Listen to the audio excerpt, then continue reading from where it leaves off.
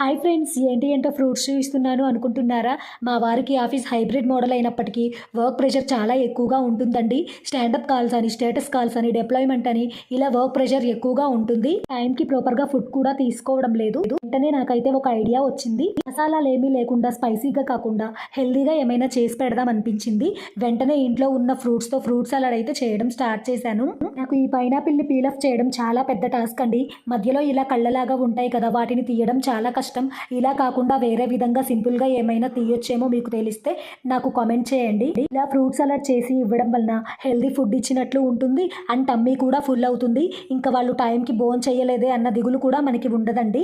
ఈ మధ్యన సోషల్ మీడియాలో ఫ్రూట్ బౌల్ అని హల్చల్ చేస్తుంది కదండి. 100 రూపీస్ పెట్టి ఫ్రూట్ బౌల్ని ఆర్డర్ చేసుకుంటే మనం ఉన్న ఏరియాకే ఫ్రూట్ బౌల్ని డెలివర్ చేస్తారు.